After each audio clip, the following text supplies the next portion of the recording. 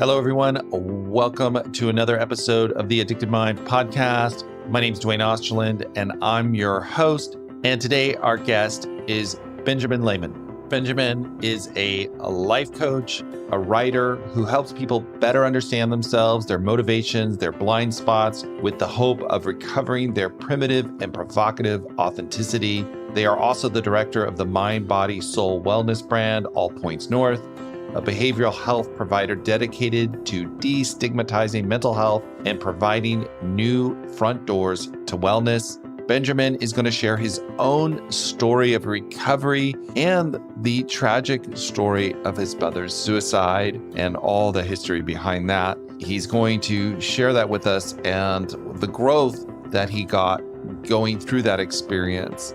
And we're going to talk about a lot of stuff today. We're going to talk about shame, spiritual composting, codependence, and how the worst thing that can happen to us can be our superpower. And we're also going to talk about gender identity and the unique role of sexual orientation, queer identity, as it plays in addiction treatment. So we're going to talk about a lot of stuff. I think you're going to enjoy this episode, so stay tuned. And if you're enjoying the Addicted Mind podcast, please rate and review us on iTunes. It really does help the podcast get found, and I really appreciate it. And I love reading the reviews. It fills my heart with a lot of joy, keeps me motivated. And check us out on Instagram at Addicted Mind Podcast. All right, let's go ahead and start this episode. All right, everybody, welcome to the Addicted Mind Podcast. I've got Benjamin Leland with me, and we're going to talk about shame, cancel culture, spiritual composting, codependence, multiple personalities we all have inside us, and how the worst thing can become our superpower, gender identity, the unique role of sexual orientation, queer identity, and all that plays in addiction. So we got a lot to talk about, Benjamin. Yeah, so sounds like it. let's just jump in and hear a little bit of like your story, and we'll go from there.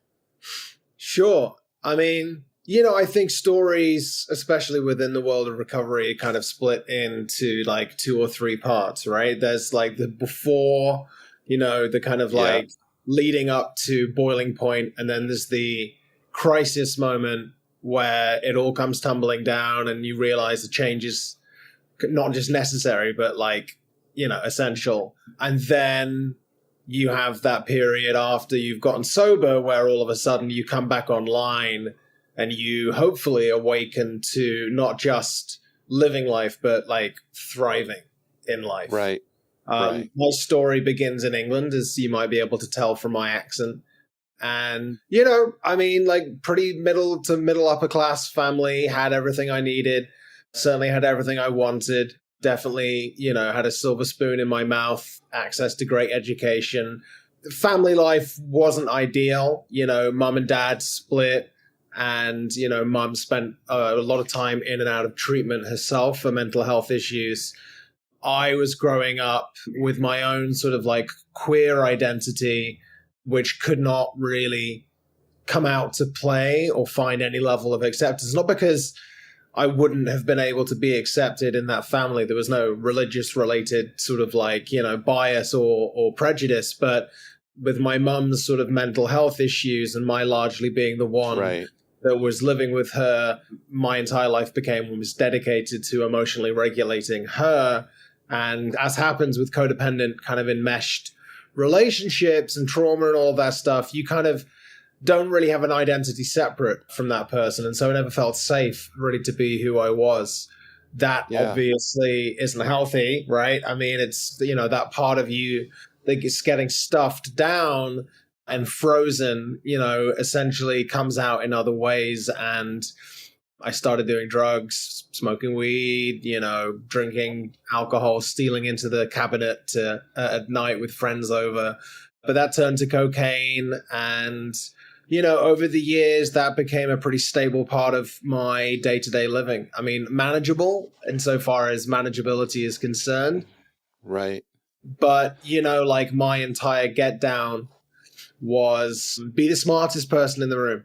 Like, like the identity that I did get to develop was like do really well at school. No one needs to pay attention to you. Like, you'll just be chugging away over there, and, you know, like, you don't need any unnecessary attention.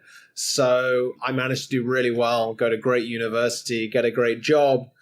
But, you know, I got married to a woman in line with the kind of idea of building the white picket fence around my secret life and hoping that I wouldn't have to ever deal with it.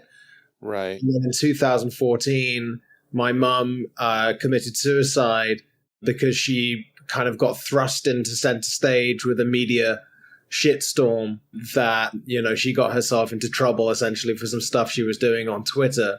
And that was the beginning of the end. So, yeah, you know, when I was researching you before you came on the podcast to kind of just understand your story and listen to it, I was there's a lot of tragedy there, a lot of hurt, a lot of pain. And if you feel okay about it, can you share a little bit of that so people have context? Because I think that's so important, because also hearing, I know some of your story from doing that, you know, coming out the other side of that and being able to find yourself because of these hard things.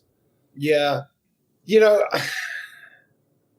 it's the worst thing that could have happened. I can't think. I mean, there's obviously lots of different types of tragedies, but, you know, my mum was engaging in some behavior on Twitter, trolling essentially by any other word, because she got this like serious obsession, this interest with this missing girl case in Europe, Madeleine McCann. And I think in many ways she kind of identified with this girl because of her own tragedy and trauma, and, you know, she kind of like felt like she was standing up for this girl, was kind of standing up for herself in many ways. But it led her to sort of like say some pretty harassing things online, and eventually the chickens came home to roost when her identity got leaked and the press went to town like they want to do. And like since that moment they've been doing in ever escalating ways to cancel people, right?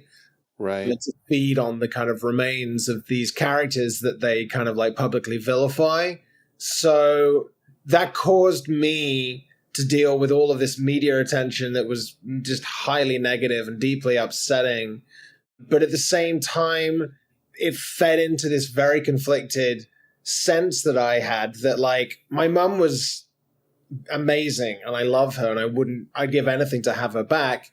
But she also like was a huge burden to my soul, to myself, was kind of a shadow that I just was difficult to really ever get out from underneath.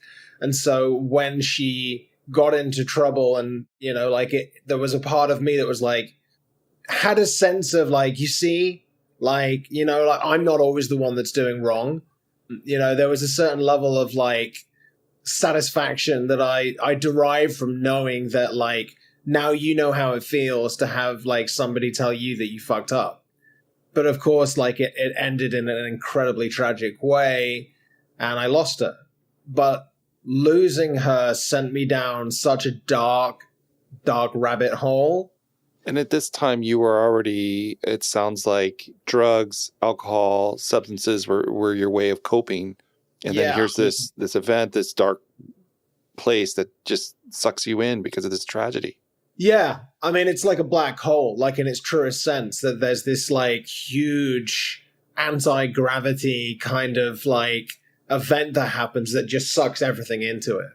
That nothing positive can exist in that space. And so cocaine and alcohol turned into methamphetamine, and that really took me to the darkest place. I mean, you hear the stories, and everyone that's done meth seems to have these same stories of these sort of shadows climbing the walls and this FBI cabal that's hiding in the bushes or at the end of the corridor.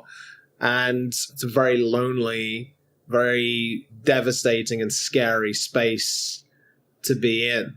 Yeah, and it's all engulfing, all consuming. Yeah.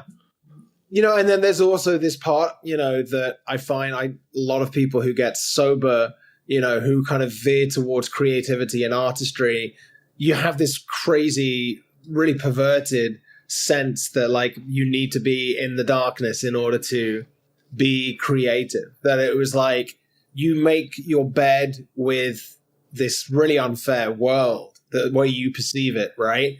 And you just see that, like, well, this is my cross to bear. Although So when you there's look back almost at the this, thing, yeah, the secondary gain from that too, when you're yeah, connecting with that part, that story, that mythology, that this is how we're supposed to be. So how did you, going through our kind of parts of the story, right? How did you find your way out of all of this, and how did you start to shift that or change that? I mean, I can only describe it as a moment of grace. There's absolutely no reason why it happened the way it did when it did. I'd been on some kind of 7-day methamphetamine binge. Bear in mind, while also working as the head of marketing for a company, somehow managing to All of just this. keep it together, right? And that's one of those things about like high functioning kind of addiction, is that like you still manage to keep it together. And it's like you keep pushing forward with all of this stuff, and it would be easier if you were less high functioning so that you could just fall apart quicker, but you don't, because it's the only thing you have. And so this binge is going on, and I'm driving home from work, barely keeping my car on the road, like, just kind of fading in and out of, whatever consciousness was there. And I get back home, and all I know is the usual routine of stopping at the liquor store, texting the dealer to time my arrival back at home, to get the drugs, to walk in through the front door, and to lather, rinse, repeat. I just knew that if I did that, there was no coming back. And so instead, I marched up and down the streets, and I didn't know what was happening. And I just remembered one thing, which is that there was this woman who told me to go to a meeting. I couldn't remember her name. And I just scrolled through the phone. As you know, we never delete contacts Right. anymore. There's thousands of them there. And finally, her name appears, and I'm like, that's her. And I call her and I say, hey, like, I need help. And she's like, okay, like, meet me tomorrow at this time, 7:15 a.m. at the Log Cabin, which is a very sort of well-known meeting in Los Angeles. And, it's like, if you want to get sober, like, meet me there. And like, do you want to get sober? And I was like, that thing we have, right? Where it's like, right now, yeah. But tomorrow, when I don't know. the hangover comes in, and the hangovers arrive like this loan shark with a baseball bat, and it's like, I know that I'll just pick up again. But for whatever reason, I was like, yeah. And I kind of stayed largely awake all night, kind of like a First World War soldier expecting to go over the top of the trenches in the morning. And I got in the car and I drove to the Log Cabin. And I've been sober ever since. Wow. There was that moment, like you said, that moment of grace and there was someone else there for you. Yeah. Yeah. God, and, God knows, because, but having the trust issues that many of us have, it's like, why the hell does this person care? Why is she getting an Uber at 7:15? Like, do I really deserve that? Yeah.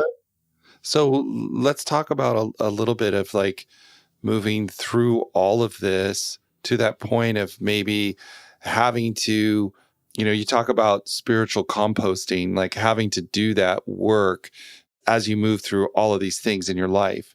So spiritual composting is this kind of cute little phrase that I've come up with. All of us, I think, in recovery at some point comes to the conclusion that this doesn't need to have all been in vain, and that actually in some way the very worst experiences, the most terrible of terrible things and stories that we have to tell, the moments that we were absolutely at our worst, can be turned into something beneficial, right? We learned that like we can only stay sober by giving away the things that were so freely given to us. And it's like alchemy. You take these base materials and you turn them into gold. So composting, spiritual composting, is all of this rotten matter, all of this vegetable, fruit, all of this shit.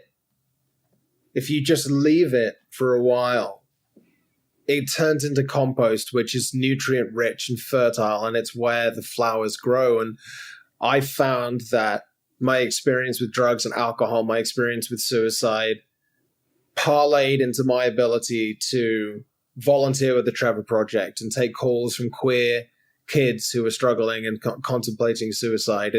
It turned into my ability to become a coach and help other people, with things that have come up for them that have challenged their very existence.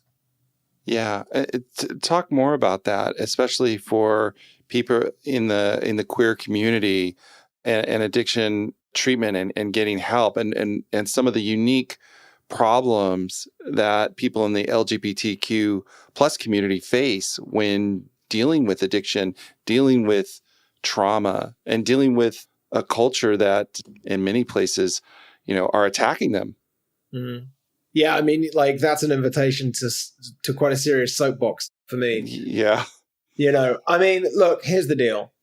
All of this legislative stuff that's going on right now around drag and the trans community and access to health, and all of the other stuff that's going on for women around, abortion and access to, to choice over one's body is so unbecoming of a country that claims to be leading the world in terms of freedom and democracy and personal liberty and equality.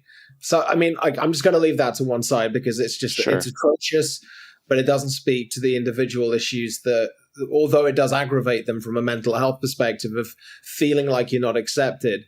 But like, there's such unbelievably unique issues that face the LGBTQ plus population, especially when it comes to addiction and mental health, because the queer identity often becomes more about the sort of sexual behavior that we get up to. Essentially you're asking someone when they come out, oftentimes maybe at a young age, to essentially paint a target on like what they do with their genitalia. Like straight people don't have to have this rite of passage. And I think that it's also like what happens is that people who are dealing with their sexuality being non-heteronormative is that there's this like over focus on that part of them. Sometimes it's pushed down and it has to become this secretive part of them.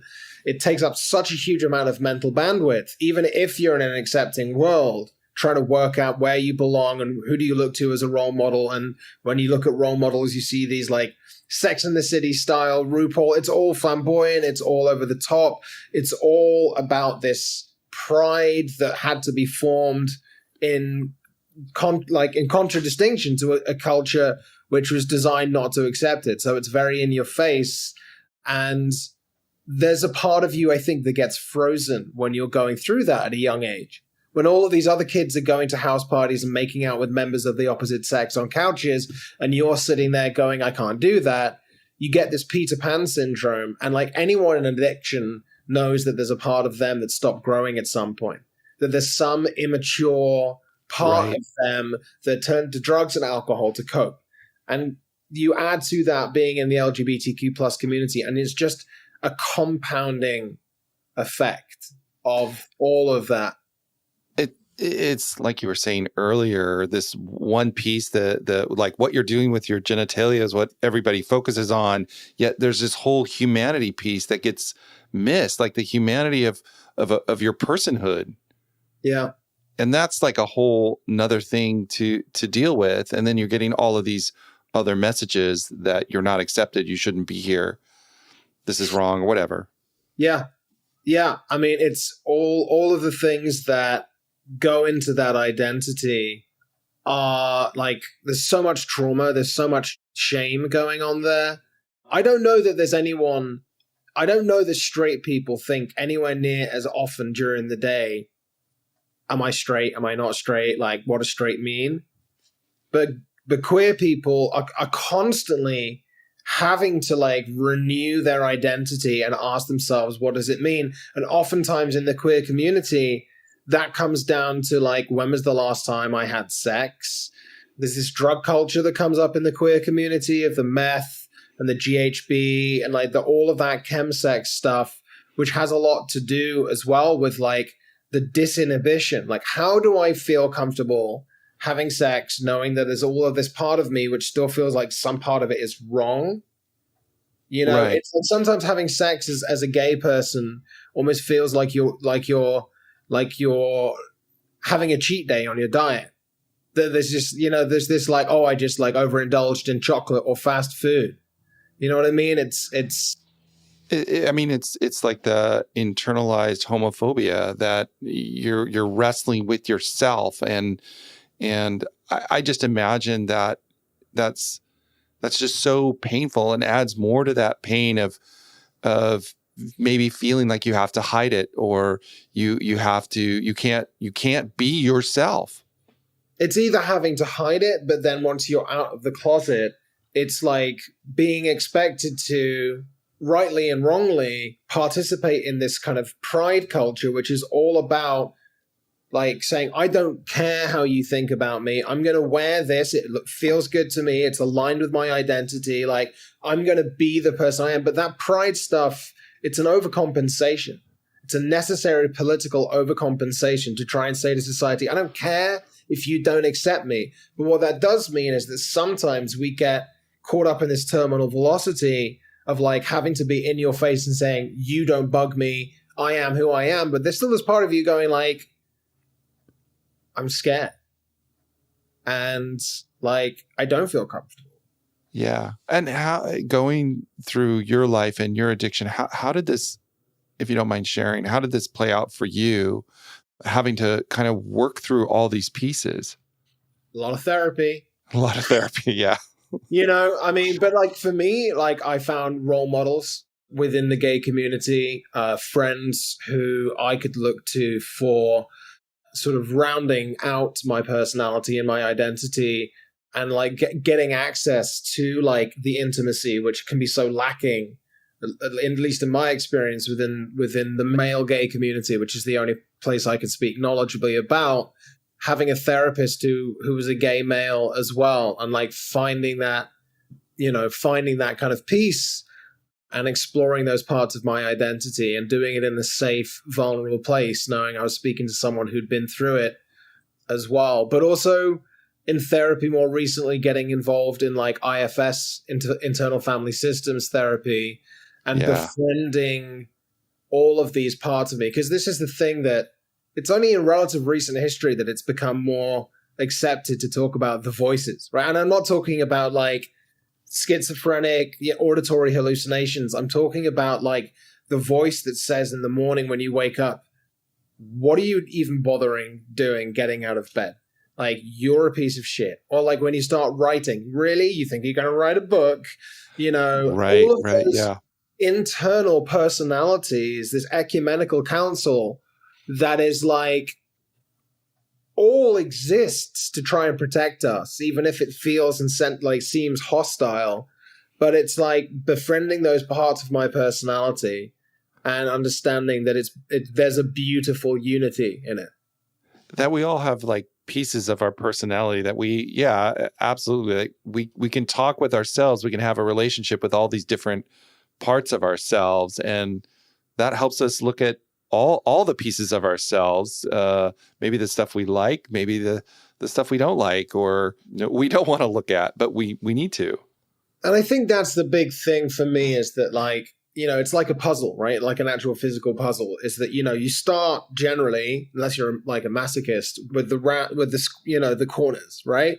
And all of the square edges. And like when you're getting sober, you start out with maybe it's the 12 steps. And then you start out like trying to work out what is my value system?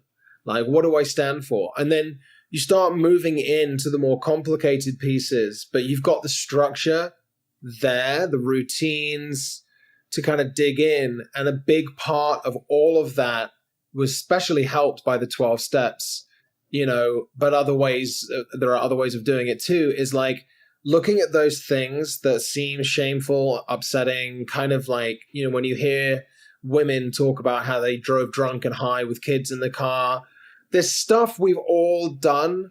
Like, we are animals at heart. We have a long philosophical and religious tradition that will try to remind us that we're like souls, light creatures, beings. And that's true.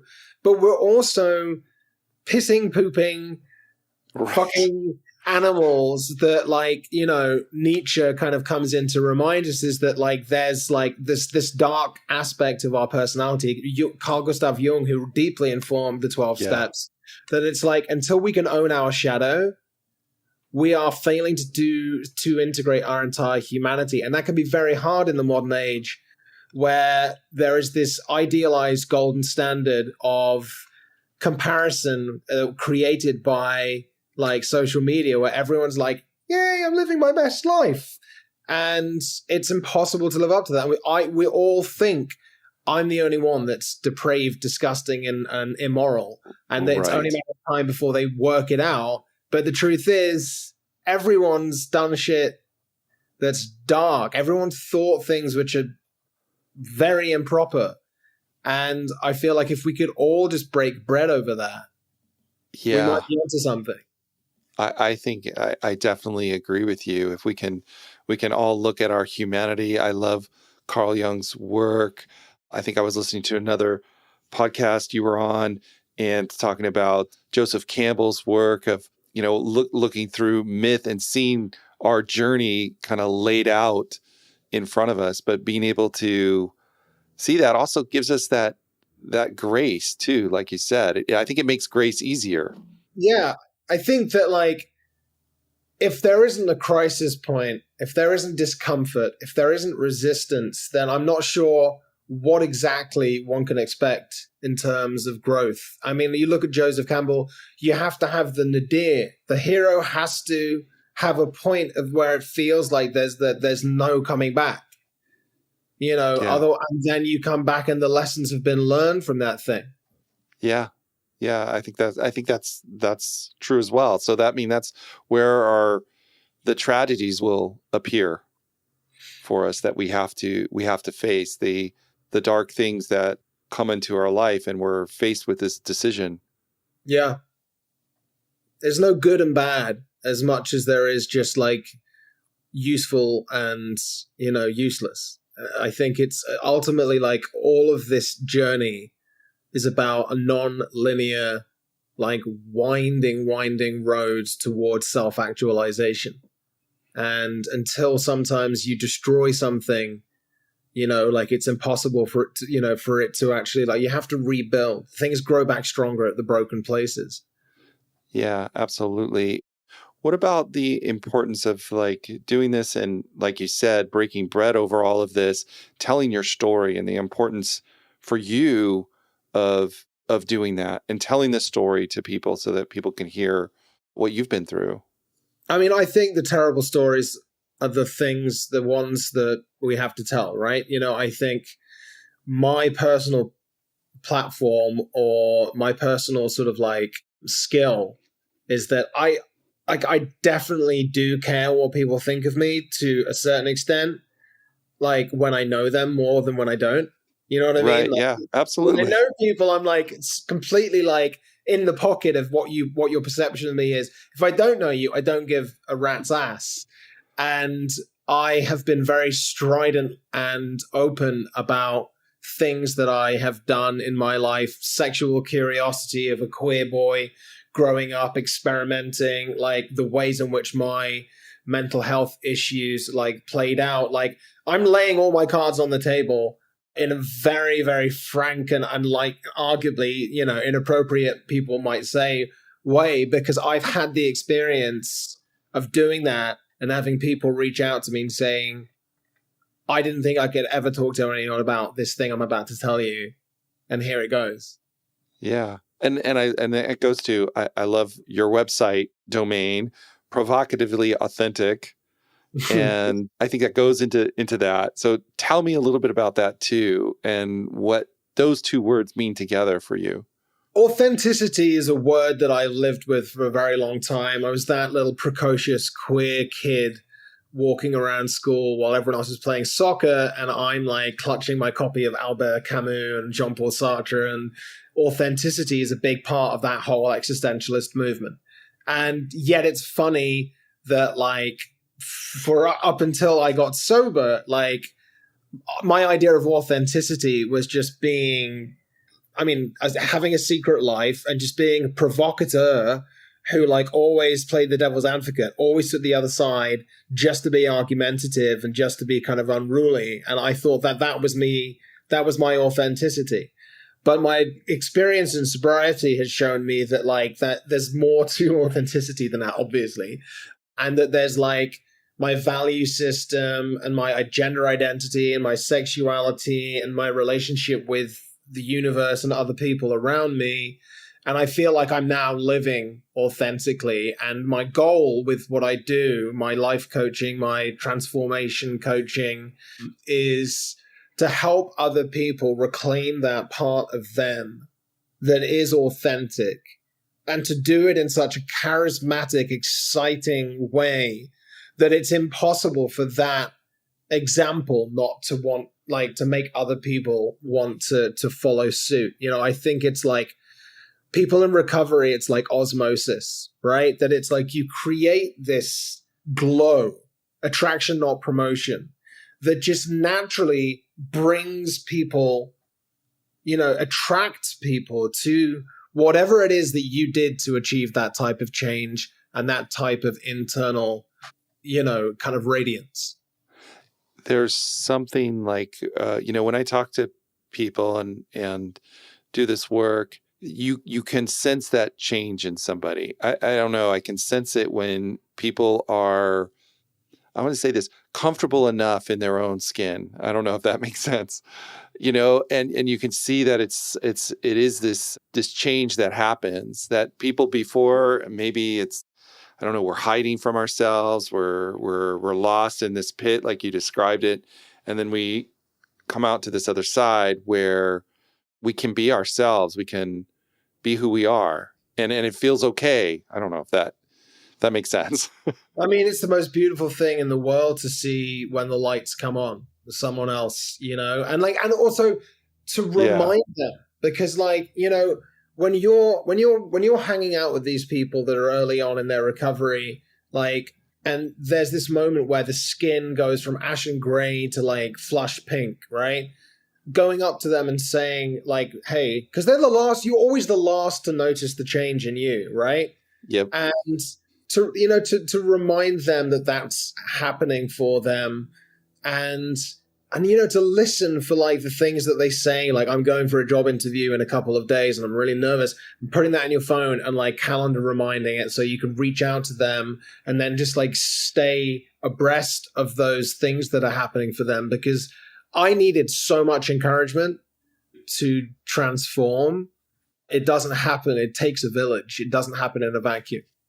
Absolutely. And I'm thinking about your story where you're on your phone and you're reaching out to that person to say, I need help. And I imagine that person you reached out to had done some of this work, and that's probably why you reached out to them. And then why people now reach out to you is because of that process.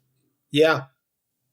I mean, I think unless you live it and breathe it, and constantly are open-minded and curious enough to grow, like, you can't be of any use to anyone else or of any use to yourself. Yeah. And there's this desire to give it away. Yeah, I mean, that's the beautiful thing about the chemical makeup of the body, is that like we have this rich reward system that like we used to like rely on these like dopamine hits like from drugs and alcohol. And then we move into this glorious new phase of our life where the chemical that's getting released is oxytocin, which is the thing that comes from interpersonal service and helping and building people up. It's just a much more ripe, effective chemical situation, the new addiction, service. Yeah, absolutely. Well, Benjamin, I just thought I'd thank you. We're kind of running on our time here, but I want to just thank you for coming on and sharing a little bit of your story.